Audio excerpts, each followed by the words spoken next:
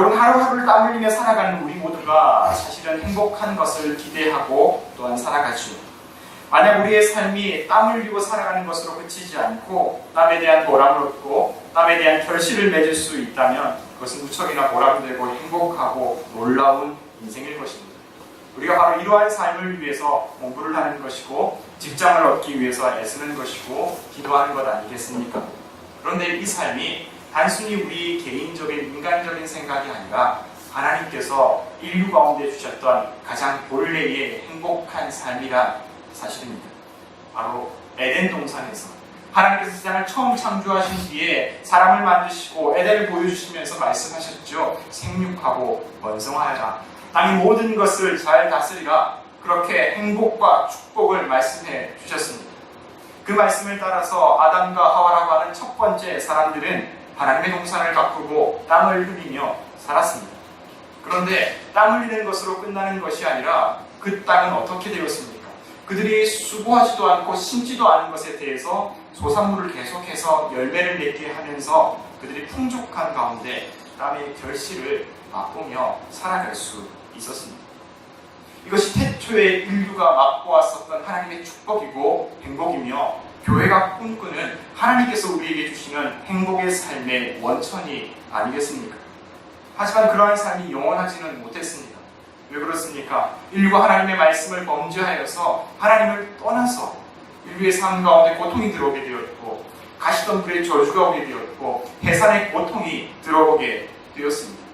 그러하다 보니 이 힘겨운 세상 살아가면서 경쟁하지 않을 수 없게 되고 땅이 계속해서 품어내는 가시던 불의 저주 가운데에서 상처를 맛보고 억울함을 경험하고 수고하고 애써야 그제야 비로소 겨우 하루하루를 먹고 살아가게 되는 척박한 삶을 우리가 살게 되었습니다. 그런데 그것이 끝이었습니까? 끝이 아니었습니다. 그 뒤에도 더 큰 고난과 환란이 있다는 것을 미가서가 말씀해주고 있다는 사실입니다. 말씀 한번 찾아볼까요? 미가서 6장 14절과 15절의 말씀을 우리 한번 찾아보도록 하겠습니다. 하나님의 말씀은 미가서 가운데 선지자 미가는 이렇게 선포합니다. 미가서 말씀 6장 14절과 15절의 말씀이 있습니다. 제가 이 중에서 일부분을 선포하겠습니다. 여러분 눈으로 함께 읽어주시기를 바랍니다. 내가 먹어도 배부르지 못하고 항상 속이 빌 것이며 15절 내가 씨를 뿌려도 추수하지 못할 것이며 강남 열매를 밟아도 기름을 내 몸에 바르지 못할 것이라. 에덴에서의 삶은 심지도 않은 것을 맛보았던 축복의 삶이었습니다. 에덴 바깥의 삶은 심은 것을 수고하고 애쓰고 고통을 맛보게 되면 겨우 하루하루를 먹고 살 수 있는 삶이었습니다. 그런데 지금 미가가 예언하는 심판의 날이 되게 되면 어떤 결과가 오게 됩니까? 씨를 뿌려도 추수하지 못하게 됩니다. 먹어도 속이 빈 것처럼 배부르지 못하게 됩니다. 여러분 이 얘기가 쉽게 얘기하면 무엇입니까? 미래가 없어진다는 것입니다. 미래가 없어진다는 것입니다. 씨를 뿌려도 결실을 맛보지 못합니다. 수고하여도 결실을 맛보지 못하게 되는 그날이 오게 될 것이라고 미가가 지금 선포하고 있는 것입니다. 여러분 우리의 삶 가운데 힘든 일들이 찾아올 것이죠. 학생들은 공부를 하면서 수능을 준비해야겠고 청년들은 직장을 구하기 위해서 애쓰고 이력서를 만들고 또한 직장인들은 결혼을 하기 위해서 결혼한 뒤에는 아이를 양육하기 위해서 얼마나 애쓰며 노력하겠습니까? 그러나 오늘이 힘들고 척박하고 가슴 아플지라도 우리에게 미래가 있다면 우리에게 소망이 있다면 내일은 더 괜찮을 거야. 내일은 우리 아이들이 행복하게 잘 자라서 건강한 세상을 살아갈 거야. 우리의 인생이 나중에는 결혼을 하고 좋은 가족을 이루어서 함께 행복한 삶을 살아갈 수 있을 거야. 지금은 가난하지만 지금은 우리나라가 힘들지만 앞으로의 우리의 미래는 밝고 아름답고 건강할 거야. 소망을 품을 수 있다면 우리는 그 시간을 견뎌내고 이겨낼 수 있을 것입니다. 그런데 미가가 예언하는 것은 그 가슴 아픈 현실은 먹어도 배부르지 못하겠고 씨를 뿌려도 결실을 맺지 못하는 그날이 오게 될 것임을 말하고 있다는 사실입니다. 그러므로 미가서를 1장부터 쭉 읽어나가게 되면 우리는 가슴 아픈 정말 속상한 절망적인 자포자기할 것만 같은 그 어둠을 목격하게 되죠. 하나님, 이 말씀을 미가가 선포할 때에 하나님, 우리는 이 말씀을 어떻게 이해해야 하겠습니까? 이 말씀이 우리 가운데 다가오게 될 때 하나님, 우리가 이 말씀을 거절해도 괜찮겠습니까? 하나님, 우리가 이 말씀을 바라보면서 이것이 그냥 미가의 착각은 아니었을까? 그런 마음 한번 품어보는 것은 잘못되었습니까?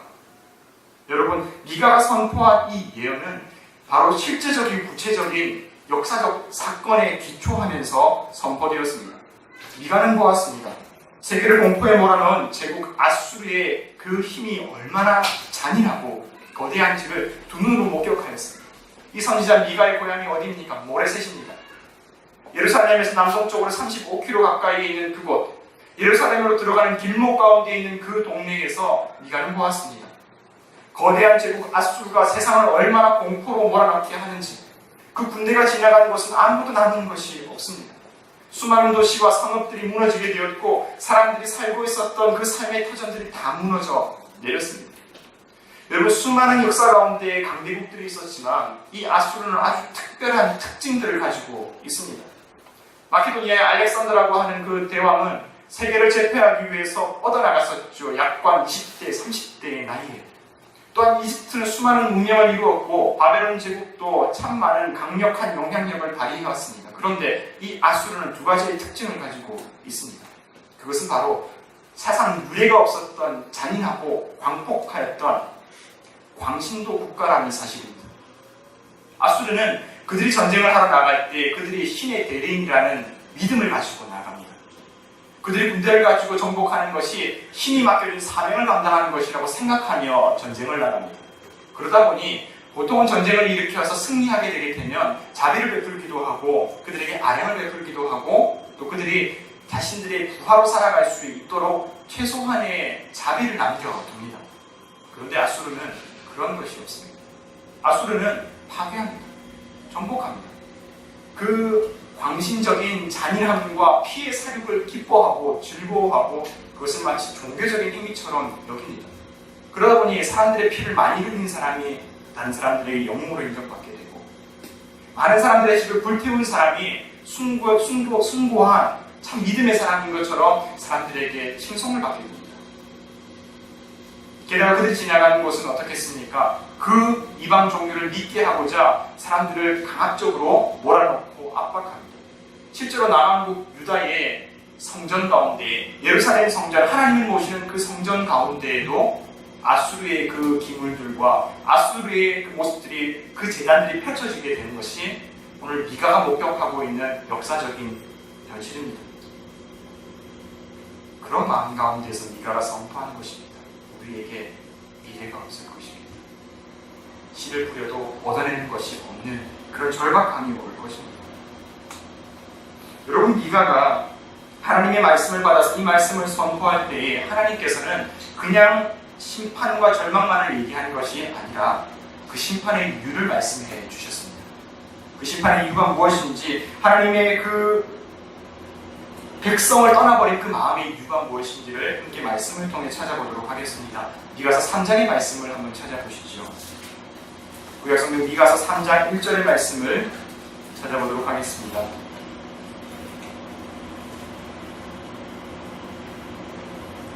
미가서 3장 1절에서 3절의 말씀입니다. 함께 우리 읽어보도록 하겠습니다. 시작. 내가 또 이르노니 야곱의 우두머리들과 이스라엘 족속의 통치자들아 들으라. 정의를 아는 것이 너희의 본분이 아니냐. 너희가 선을 미워하고 악을 기뻐하여 내 백성의 가죽을 벗기고 그 뼈에서 살을 뜯어 그들의 살을 먹으며 그 가죽을 벗기며 그 뼈를 꺾어 다시기를 냄비와 솥 가운데에 담을 고기처럼 하는도다. 하나님께서 말씀하시는 야곱의 우두머리들과 이스라엘 족속의 통치자들은 아수르 제국이 아닙니다. 다른 나라 사람이 아닙니다. 이스라엘을 다스리고 백성들을 섬겨야 될 지도자들이, 야곱의 우두머리들과 이스라엘 족속의 통치자들이 정의를 아는 것이 그들의 본분이건만 선을 미워하고 악을 기뻐하여서 하나님의 백성들, 그들의 백성들의 가죽을 벗기고 뼈에서 살을 뜯어서 그들이 잡아먹을 것처럼 동포가 동포의 가죽을 벗기는 것처럼 힘 있는 자가 힘없는 이웃과 가족을 사로잡는 것처럼 그런 일이 이스라엘 가운데 펼쳐졌다는 것을 하나님께서 선포하고 계신 것입니다. 여러분, 이처럼 미가가 보았던 그 시대의 지도자들이 부패하고 잔악해졌습니다. 피와 살을 먹는다고 얘기합니다. 정의를 알고 실천하는 것이 그들의 본분이건만 선을 기뻐하는 것이 아니라 악을 기뻐한다고 얘기합니다. 이것이 끝이 아니죠. 3장 11절에는 재판관을 들어서 얘기합니다. 재판관이 판결을 어떻게 하느냐? 하나님의 법에 의거하여서 정의의 법에 의거하여서 판결하는 것이 아니라 뇌물을 얻기 위해서 재판한다고 말합니다. 또한 올바른 길을 말해야 될 하나님의 선지자들, 하나님의 뜻을 세상에 전해야 될 제사장들이 돈벌이를 위해서 점을 치고 거짓 평화를 떠벌린다고 얘기하는 것이 오늘 하나님의 마음이죠.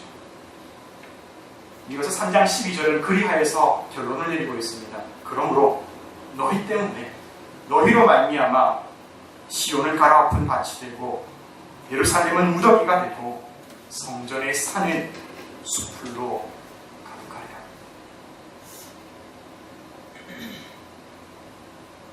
여러분, 시온이 무엇입니까? 하나님께서 거하시는 하나님의 산입니다. 예루살렘이 무엇입니까? 하나님의 도시입니다. 성전이 무엇입니까? 하나님의 집입니다. 하나님께서 당신의 집을, 당신의 산을, 당신이 거하는 도시를 스스로 파괴하시겠다고 선언하고 계신 것입니다. 이 말씀을 전하는 미가의 마음이 얼마나 비통했겠습니까? 얼마나 절망스러웠겠습니까? 하나님께서 스스로 자기를 파괴하겠다는 그 선언 가운데에 두려움도 있지만 하나님의 사랑했던 선지자라면 하나님의 그 애절한 마음이 어떻게 그 영혼 가운데 느껴졌겠습니까? 그 이유는 지도자가 하나님의 법을 떠났기 때문에 하나님의 말씀을 실천해야 될 사람들이 하나님을 떠났기에 게다가 백성들까지도 이 모습을 바라보면서 그래도 우리는 하나님의 집에 오르자, 그래도 우리는 하나님의 말씀을 따라 살자 말했던 것이 아니라 미가서 6장 12절에 말씀하는 것처럼 부자들은 폭력을 휘두르고 주민들은 거짓말을 일삼는구나. 그 모습을 따라가는 현실들을 보고 있었습니다. 여러분, 동남아시아의 라오스라고 하는 나라를 혹시 알고 있습니까? 젊은이들에게는 TV 프로그램인 꽃보다 남자를 통해서 잘 알려져 있는 천혜의 자연이 펼쳐져 있는 나라입니다. 그곳을 비행기를 타지 않고 버스를 향해서 가보자 하면 몇 가지의 길이 있는데 베트남에서 가보자 하면 한 7시간, 5시간, 혹은 중국에서 가보자 하면 중국 서남단에 있는 쿤밍에서 차마고도의 맨 끝에서 25시간 정도를 버스를 타고 가게 되면 도착하게 됩니다. 너무나 길이 험난하고 산과 골짜기로 뒤덮여 있어서 들어가는 길이 쉽지가 않습니다.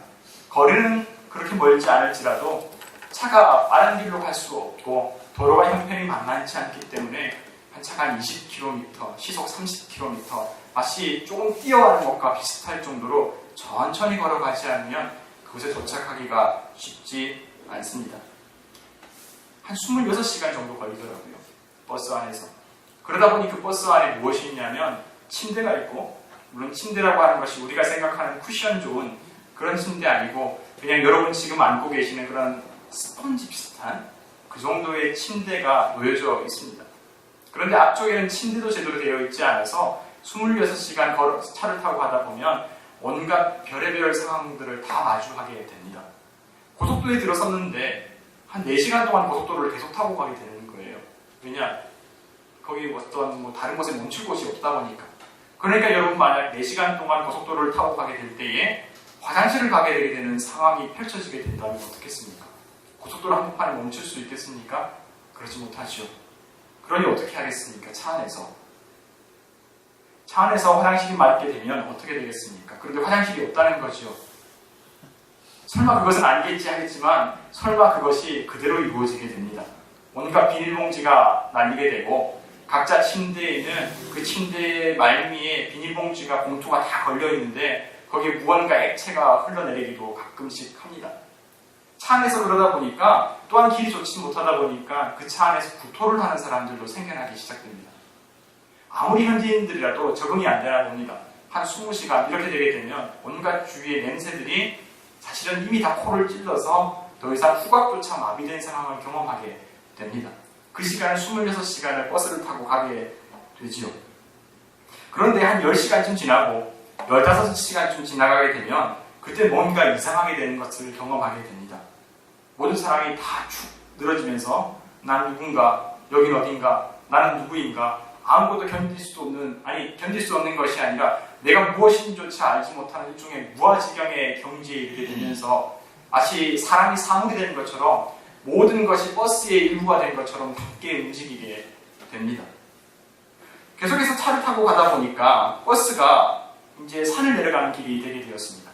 당시에는 장마철이었고 많은 비가 내리게 되어서 조금 위험하기도 하였지만 그러다 보니까 차가 무척 천천히 내려가게 되었습니다.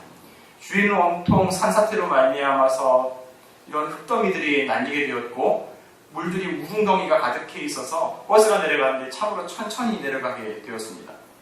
그렇게 조심조심해서 버스가 산길을 내려가고 있을 무렵에 반대편에서 꼬마아이 3명이 걸어오고 있는 모습을 보게 되었습니다.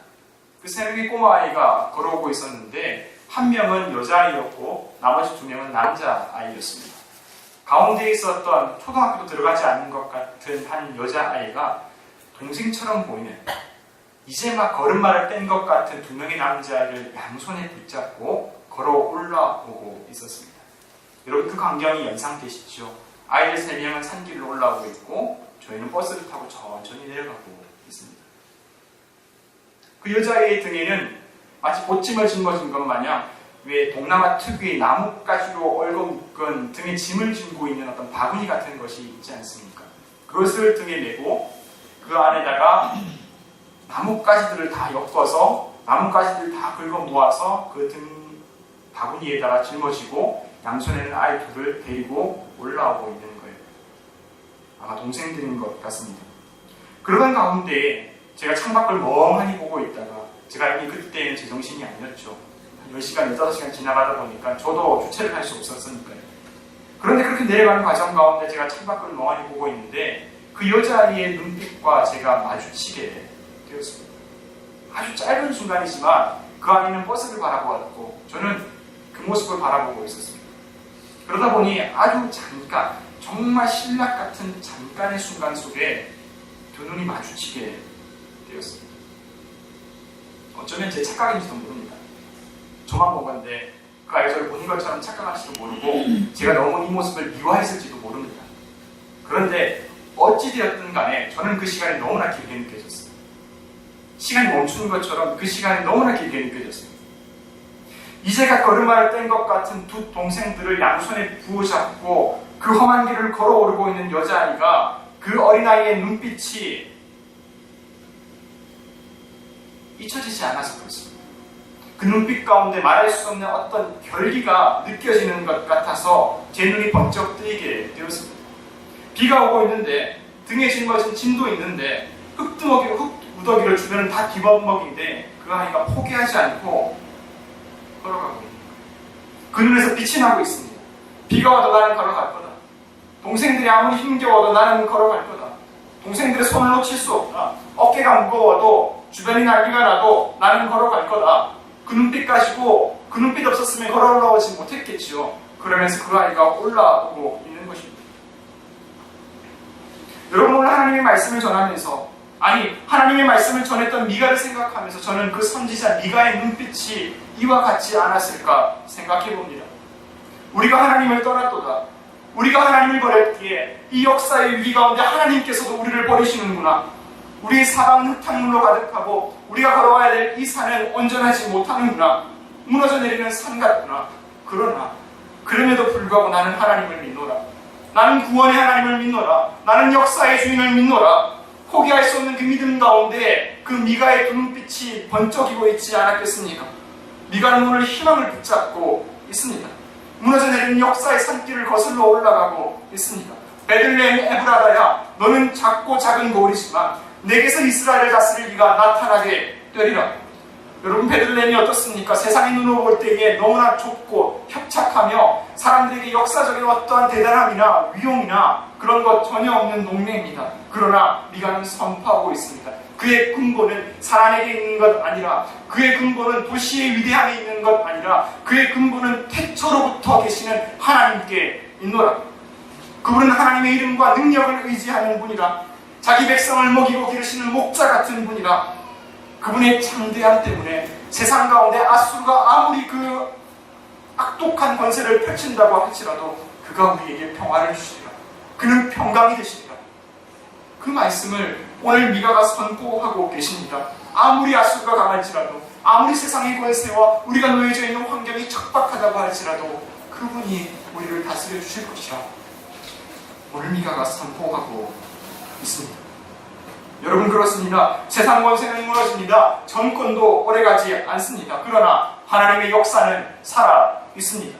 선지자들이 그토록 예언했던 것 있지 않습니까? 풀이 마르고 꽃은 시들어지지만, 전 나라와 왕조도 무너지지만 하나님의 말씀은 영원히 서리라 말씀하신 그 예언자들과 선지자들의 선언이 있지 않습니까?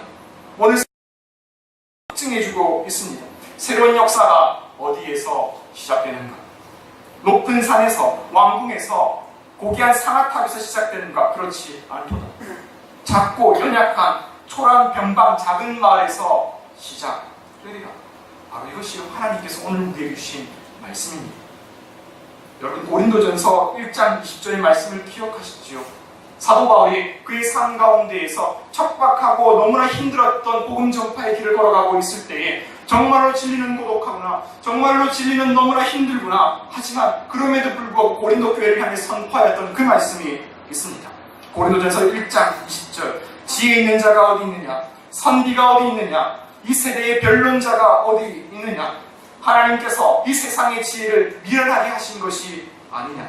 27절 말씀, 하나님께서 세상에 미련한 것들을 택하사 지혜 있는 자들을 부끄럽게 하려 하시고, 세상에 약한 것들을 택하사 강한 것들을 부끄럽게 하려 하시며, 하나님께서 세상에 천한 것들과 멸시받는 것들과 없는 것들을 택하사 있는 것들을 폐하려 하시나니, 이는 아무 육체도 하나님 앞에서 자랑하지 못하게 하려 하십니다.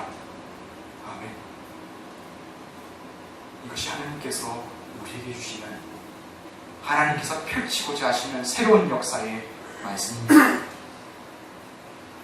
영국에서도 런던에서 3시간 정도를 남동쪽으로 버스를 타고 내려가게 되면 캔터베리라고 하는 한 작은 마을에 도착하게 됩니다. 그곳에는 그 캔터베리라고 하는 동네의 이름을 따서 캔터베리 대성당이라고 하는 아주 유명한 영국 성공의 교회의 대표적인 교회를 만날 수 있습니다. 그 모습은 화려하고 그 규모는 어마어마하게 커서 모든 사람들이 그곳을 방문할 때에 그 성당이 보여지는 사진을 찍기가 쉽지 않을 정도로, 수많은 사람들이 기념사진을 찍지만 다 담을 수 없을 정도로 큰 규모와 위용을 자랑합니다. 밖에서 보면 너무나 화려하죠. 수많은 조각들과 수많은 사람들의 어떤 예술품들이 그 외벽 가운데 펼쳐져 있습니다. 가장 중앙에는 그 유명한 예수 그리스도의 석상, 보좌에 앉으셔서 세상을 다스리시는 예수 그리스도의 거대한 상이 성인 남자 몇 명을 다 거기에 옮겨 붙여도 다 비할지 않을 정도로 어마어마한 크기의 그 석상이 그 외벽 가운데 새겨져 있습니다. 그런데 그렇게 화려한 외관과는 달리 그 내부로 들어가게 되면 조금 의아한 모습을 발견하게 됩니다. 여러분, 일반적으로 우리가 보았던 유럽의 교회들과 수많은 건축들은 내부 안에도 화려한 장식들과 또한 조명들을 많이 사용하지 않습니다. 그래서 안으로 들어가게 되면 구경할 것도 많고 사진 찍을 것도 많고, 야, 이렇게 참 많이 애를 썼구나 싶은 것들도 참 많이 있습니다. 그런데 그 캔터베리 대성당 안으로 들어가게 되면 화려한 조각은 차치하고서라도 조명 하나도 찾아보기가 어렵습니다. 그렇게 큰데, 그렇게 넓은데, 그렇게 높게 뻗어져 올라 있는데 그 안을 들어가게 되면 빛 하나 찾아보기가 어렵습니다. 조명이 없다 보니 내부의 난방도 제대로 안 되어 있지요. 춥습니다. 찬바람 술술 들어옵니다. 내부가 삭막하고 너무나 어둡고 무슨 교회가 이런가? 교회가 문을 닫았나? 교회에 사람이 오지 않나? 그렇지 않습니다. 사람은 많습니다. 그런데 어둡습니다. 그 교회를 관리하는 사람이 없나? 그렇지 않습니다. 그 교회를 운영할 돈이 없나? 그렇지 않습니다. 영국 성공에서 가장 대표적인 교회입니다. 그런데도 춥고 어둡고 횡한이 널브러져 있습니다. 조명은 없습니다. 우리의 상식으로는 조금 다르죠. 우리의 상식은 아버지 집은 따뜻해야 되고 아버지 집은 화사해야 되고 아버지 집은 밝아야지 우리 마음 가운데 더 따뜻함이 찾아오지 않겠습니까? 그렇지 않겠습니까? 그런데 정반대라는 것입니다. 왜 이럴까 싶어서 벽을 따라서 앞으로 자꾸 걸어가게 되었습니다. 한 발, 두 발, 한 걸음씩 내딛다가 벽을 따라 끝까지 가다 보니까 저 구석 가운데에 끝자락에 놓여있는 작은 촛불 하나가 있는 것을 발견하였습니다. 그 어둠이 짙을수록 그 어둠이 강력할수록 그 촛불 하나가 너무나 반갑게 느껴졌습니다.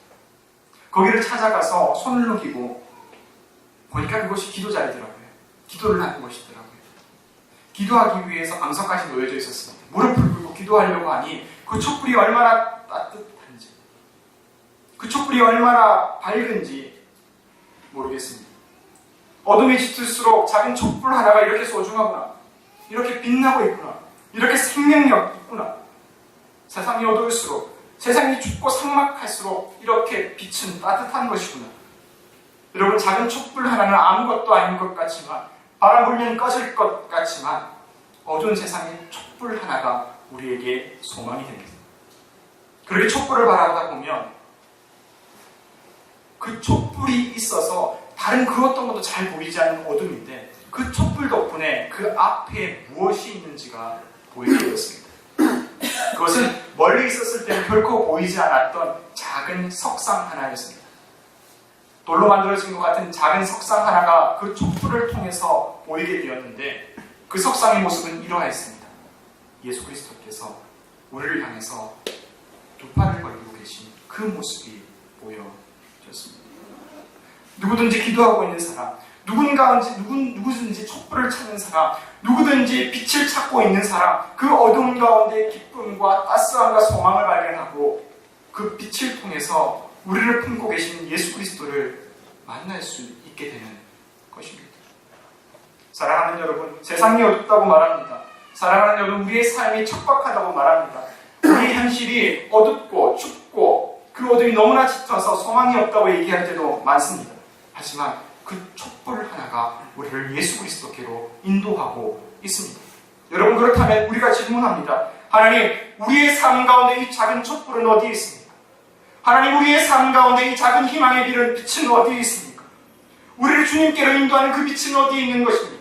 이 짙은 어둠 가운데에서 예수 그리스도의 그 사랑을 경험하게 해줄 그 촛불은 어디에 있는 것입니까? 우리는 묻습니다. 그 기도 자리에서 일어났을 때에, 고개를 들 때에 제가 그 작은 석상 아래에 있었던 다음과 같은 글귀를 발견하게 되었습니다. 영어로 되어 있었습니다. 한글로 번역하겠습니다. 너는 세상의 빛이라. 너는 세상의 빛이라. 주님께서 말씀하십니다. 변화는 가장자리에서부터 시작된다. 희망은 작은 촛불 하나에서부터 시작된다. 그러나 결코 그냥 되지 않습니다. 촛불은, 정말 촛불 하나는 누군가 말했던 것처럼 바람 불면 꺼질지도 모릅니다. 그러나 촛불이 꺼지지 않으려면, 촛불의 그 생명력을 유지하려면 함께 꺼지지 않으려고 불타오르는 한 영혼, 한 영혼이 필요합니다. 우리가 이 시간 대림절을 통하여 주님을 기다리고 있습니다. 주님을 기다리고 있는다는 것은 주님께서 우리에게 오셔서 막연히 알아서 다 해줄 것이라는 그런 막연한 기대감이 아닙니다. 여러분 기억하십니까? 주님께서 이 땅에 찾아오셨을 때에 누가복음 1장 가운데에 가장 먼저 하셨던 일이 무엇입니까? 제자들에게 찾아가셔서 무엇이라고 말씀하셨습니까? 죽은 자들을 장사 지내게 하고 너는 나를 따르라. 너는 나를 따르라. 우리 주님께서 이 땅 가운데 오셨을 때 하셨던 것은 우리 주님께서 복음서를 통해서 공생애를 통하여서 하나님 나라의 복음을 선포하셨던 것을 내가 모든 것을 다 해줄게 너희는 헌금만 내, 내가 모든 것을 해결해 줄게 너희는 기도만 하고 있어가 아니라 너는 나를 알아. 너는 세상의 빛이로 하나님의 나라가 너희 안에 있노라. 우리 주님께서 말씀하여 주셨습니다. 교회는 새로운 시대의 문을 여는 복음의 수호자들입니다. 복음을 선포하는 자들입니다. 그런데 여러분, 하나님 나라에 무임승차는 없습니다. 교회는 결코 구경꾼이 될 수 없습니다. 교회는 하나님 나라가 이 땅 가운데 올 때에 박수치는 사람이 아니라 하나님의 영광의 보좌 가운데 함께 주님과 더불어 왕노릇하는 주님의 동역자이며 주님의 친구이며 하나님의 자녀들인 줄로 믿습니다. 우리가 어린 시절 교회 학교에서 그렇게 많이 노래 불렀지 않습니까? 하나님의 나라를 어떻게 갑니까? 구원 열차에 어떻게 탑니까? 돈으로 갑니까? 아닙니다. 세상 권세로 갑니까? 아닙니다. 세상 자랑으로 갑니까? 아닙니다. 오직 하나, 믿음으로 가는 것입니다. 믿음은 무엇입니까? 믿음은 무엇입니까? 주님의 말씀을 믿고 그 믿음대로 살아가는 것이죠. 믿음은 실천이며 주님께서 십자가 지기까지 그 믿음의 삶을 살아가셨던 것처럼 우리의 삶 가운데로 주님, 나는 어떻게 살아가면 괜찮겠습니까? 나의 삶 속에서 주님 말씀하신 십자가는 무엇입니까? 주님께서 나에게 원하시는 믿음의 삶은 무엇입니까? 그것을 진실되게 살아가는 것 아니겠습니까? 삶이 믿음을 증명하게 될 것입니다. 우리의 현실이, 우리가 살아가는 작은 말 하나가, 우리가 움직이는 작은 행동 하나가, 우리가 쓰는 작은 돈 하나가, 우리의 선택 하나가 우리의 믿음을 증명하게 될 것입니다. 사랑하는 여러분, 주님께서는 우리에게 십자가의 사랑을 통해서 믿음의 진실됨을 보여주셨습니다. 우리는 지금 대림절 미가서 5장의 말씀을 통해서 우리에게 반드시 오시리라는 희망의 말씀을 들었습니다. 그렇다면 우리는 그 말씀을 믿고 주님의 말씀 가운데로 한 걸음을 내딛는 저와 여러분 되기를 간절히 소망합니다. 오늘 미가는 바로 주님을 예고하였습니다. 그리고 동시에 그와 함께할 야곱의 남은 자들을 선포하였죠. 그 야곱의 남은 자는 어떤 사람입니까? 하나님의 뜻을 따라 살아가는 이슬 같은 인생들이라고 말합니다. 풀 위에 내려있는 단비 같은 인생, 사람의 눈치를 보지 않고 힘있는 자에게 기웃거리지 않는 용맹한 젊은 사자와 같은 인생, 담대하게 하나님의 진리를 몸소 살아내는 믿음의 인생.